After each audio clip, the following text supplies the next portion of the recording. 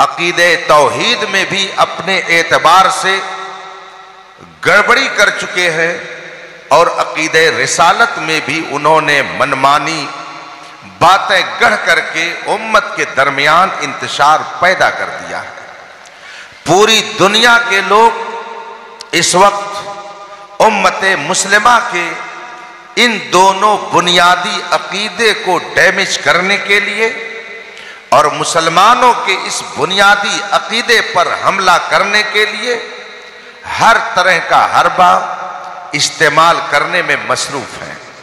عقیدہ توحید یہ کہ خدا کے علاوہ کوئی عبادت کے لائق نہیں، وہی اس کائنات کو چلاتا ہے، وہ ہر عیب سے پاک ہے، مگر ایک جماعت اس عقیدے کو خراب کرنے کے لیے نہ جانے کتنے دنوں سے کوشش میں ہے، اور امت مسلمہ کو یہ نظریہ دے رہی ہے کہ خدا وہ ہے جو جھوٹ بول سکتا ہے۔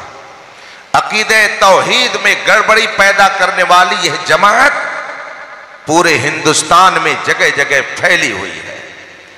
ایک جماعت اور نکلی ہوئی ہے جس کا کہنا ہے کہ اگر ہم نے خدائے قدوس کی عبادت کے ساتھ کسی اور کے سامنے عبادت کے لیے سر ٹیک دیا تو اس میں کیا فرق پڑتا ہے؟ یہ انسانیت ہے، یہ اتحاد و اتفاق کی بات ہے۔ چنانچہ وہ جماعت بھی پوری جد و جہد میں مصروف ہے، اور نہ جانے کتنے نوجوان اس نظریے کے حامل ہو گئے اور ان کا عقیدہ توحید خراب ہو گیا۔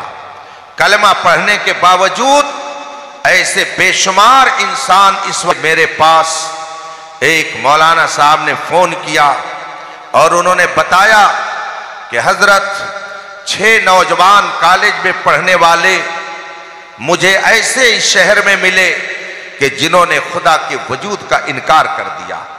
وہ کلمہ پڑھنے والے تھے، مسلمان گھر میں پیدا ہوئے تھے، مگر ان کو کہاں کی ہوا لگی یہ پتہ نہیں چل سکا، اور 6 نوجوانوں نے خدا کے وجود کا انکار کر دیا۔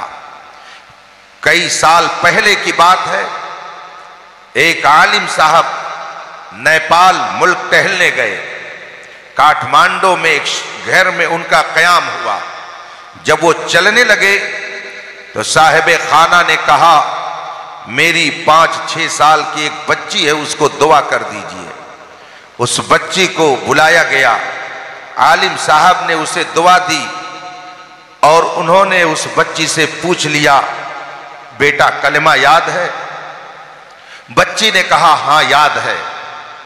عالم صاحب نے فرمایا کہ سناؤ۔ بچی نے کلمہ سنایا۔ اس نے پہلے بسم اللہ پڑھی اور پھر کلمہ سنایا، اور اس کے بعد میں اس نے بسم اللہ کا از خود ترجمہ کیا، اور اس نے کہا اللہ کے نام سے شروع جو نہایت مہربان اور رحمت والا ہے۔ عالم صاحب نے اسے شاباشی دی، مگر فوراً وہ بچی جو بھی 6-7 سال کی تھی، اس نے سوال کیا اور کہا حضرت کیا اللہ بڑی رحمت والا ہے، بہت مہربانی کرنے والا ہے؟ عالم صاحب نے فرمایا بے شک اللہ بڑی رحمت والا ہے، بہت مہربانی کرنے والا ہے۔ بچی نے فوراً کہا حضرت میرے ذہن میں ایک سوال ہے۔ عالم صاحب نے پوچھا کیا سوال ہے؟ بچی کہتی ہے کہ اگر اللہ بہت مہربان ہے تو کیا وجہ ہے کہ ایک نوجوان آدمی کا ایکسیڈنٹ ہوتا اور وہ مر جاتا ہے؟ ایک آدمی کی شادی ہوتی ہے اور ابھی اس کی گود میں 1.5-2 سال کا بچہ ہوتا ہے، کبھی ماں مر جاتی ہے، کبھی باپ مر جاتا ہے۔ کیا ہے کہ کبھی بچے کی پیدائش کے وقت ماں مر جاتی ہے مگر بچہ موجود رہتا ہے؟ اگر خدا مہربان ہے تو یہ کون سی مہربانی ہے، یہ کون سی رحمت ہے کہ جوانی میں آدمی کو موت دے دے؟ یہ کون سی مہربانی ہے کہ ابھی بچہ پیدا ہوا اور ماں کو موت دے دی جائے؟ اگر خدا بہت مہربان ہے तो ये मेहरबानी हमारी समझ में नहीं आती है। जो ही उसने ये बात कही, आलिम साहब ने उससे पूछा, बेटा ये तो बताओ कि ये सवालात तुमको किसने बताए हैं, किसने तुमसे ये सवालात किए? उस छोटी सी बच्ची ने जवाब दिया कि ये सवाल मैं जिस स्कूल में पढ़ती हूं वहां की टीचर ने मुझे बताया है। मालूम हुआ कि वो ईसाई स्कूल में पढ़ने वाली तालिबा है और वहां उसे ये बताया गया कि अगर तुम्हारा खुदा बहुत मेहरबान है तो ऐसे काम क्यों करता है, मुझे बताया जाए। अकीदे तौहीद पर हमला किया कि नहीं किया? अकीदे तौहीद को बर्बाद करने के लिए उसको तालीम दी गई कि नहीं दी गई? न जाने कितने नौजवान इसी तरह के शुकूक व शुबहात में मुब्तला होकर कलमा पढ़ने के बावजूद खुदा के वजूद का इनकार कर रहे हैं। अभी 1.5 साल पहले की बात है, मेरे पास वालिदैन आए एक बच्चे के और उन्होंने उस बच्चे की दास्तान सुनाई और कहा इसने अपनी बीवी को तलाक दे दी है। बीवी और शौहर दोनों साथ आए हुए थे। बीवी से तस्दीक की गई, शौहर ने भी इकरार किया और उसके बाद बीवी कहती है कि सिर्फ यही नहीं कि इन्होंने मुझे तलाक दी, ये देखिए मैंने इनके जुमलों को सब लिख रखा है। मैंने जब वो कागज पढ़ा तो मेरे होश उड़ गए।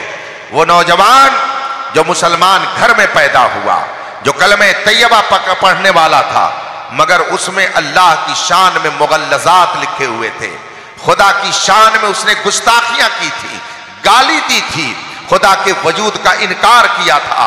इस तरह के हालात पूरी दुनिया के अंदर इस वक्त बनाए जा रहे हैं। जगह जगह के तुझे थक चुके हैं हंगामे, निशाते लज्जते ख्वाबे गिरा बदल डालो। गलत रवि से मनाजिल का बोध पढ़ता है, मुसाफिरों रविशे कारवा बदल डालो। अकीदे तौहीद को बर्बाद करने के लिए एक जहदी और इत्तेहाद के नाम पर न जाने कितनी सियासी पार्टियां काम कर रही हैं और बहुत सारे लोग जाकर के माबूदाने बातिला के सामने माथा टेक कर इत्तेहाद और इत्तेफाक की दावत देने का काम कर रहे हैं। यह हकीकत में अकीदे तौहीद से हटाने की एक मुनज़्ज़म साजिश है। अगर आपने इसकी बारीकियों को नहीं समझा तो आप कलमा पढ़ने के बावजूद मुसलमान नहीं रह सकते हैं। अकीदे रिसालत है कि रब्बे कदीर ने हजरत आदम अलैहिस्सलातो तस्लीम से लेकर रसूल पाक सल्लल्लाहु अलैहि वसल्लम तक 1 लाख कमो बेश 2 लाख 24,000 अंबियाए किराम को दुनिया में भेजा इंसानों की हिदायत के लिए, और आखिरी नबी हमारे और आपके आका और मौला रसूल पाक सल्लल्लाहु अलैहि वसल्लम है। मगर इस अकीदे रिसालत को बर्बाद करने के लिए कलमा पढ़ने वालों की टोली भी चल रही है और बेकलमों की भी टोली पूरे दुनिया में फैली हुई है, और ये चाहते हैं कि मुसलमानों का रिश्ता इनके पैगंबर से तोड़ दिया जाए। और अगर ये माने अपने नबी को तो जिस तरह से मानना चाहिए उस तरह से न माने, हम जिस तरह से बताएं उस तरह से माने, ताकि मानने के बावजूद ये बेकलमा रहे, कलमा पढ़ने के बावजूद ये साहिब ईमान न हो सके। चुनांचे एक तहरीक चल रही है बहुत जोरों से पूरी दुनिया के अंदर कि रसूल पाक आखिरी नबी नहीं है। कुरान ने जो खातमन नबीयीन का कलमा इरशाद फरमाया है उसका माना वो नहीं है जो उम्मते मुस्लिमा 1400 साल से समझ रही है, उसका माना कुछ और है। ये तहरीक पूरी दुनिया के अंदर मुख्तलिफ मीडिया के जरिया अपने अकीदे को फैलाने की जिद्दोजहद में लगी हुई है, और पूरी दुनिया के अंदर कलमा के नाम पर लाखों नहीं करोड़ों की तादाद में फैल करके उम्मते मुस्लिमा के ईमान और अकीदे को बर्बाद करने में लगी हुई है। इस वक्त आपके हिंदुस्तान में केरला है, कर्नाटक है, तेलंगाना है, उड़ीसा है, बंगाल है और भी कुछ साहिल इलाके हैं जहां पर यह तहरीक बहुत जोरों से काम कर रही है। न जाने कितने नौजवान ऐसे हैं जो रसूल पाक का कलमा पढ़ते हैं मगर उसके बावजूद रसूल पाक को आखिरी नबी नहीं मानते। मैं 2 साल पहले केरला शहर कालीकट एक जरूरत के तहत गया। रात में जहां मैं होटल में ठहरा हुआ था, केरला के कुछ लोग मेरे साथ थे। मैंने उनसे पूछा یہاں کی مذہبی حالت کیا ہے، یہاں کس کس جماعت کے لوگ پائے جاتے ہیں۔ مختلف جماعتوں کا نام لینے کے بعد بتانے والے نے مجھے بتایا کہ یہاں قادیانی بھی پائے جاتے ہیں اور ایک بڑی تعداد میں پائے جاتے ہیں۔ میں نے پوچھا کیا آپ کے شہر میں یہاں پر بھی قادیانی موجود ہیں؟ انہوں نے بتایا کہ یہاں پر ان کا ایک ادارہ چلتا ہے، ان کی مسجد ہے، ان کا تبلیغی سینٹر ہے، اور 1000 مکان پورے کالی کٹ میں ایسے ہیں جن کے گھروں میں قادیانیت پنپ رہی ہے، اور کلمہ پڑھنے کے باوجود وہ رسول پاک کو آخری نبی نہیں مانتے ہیں۔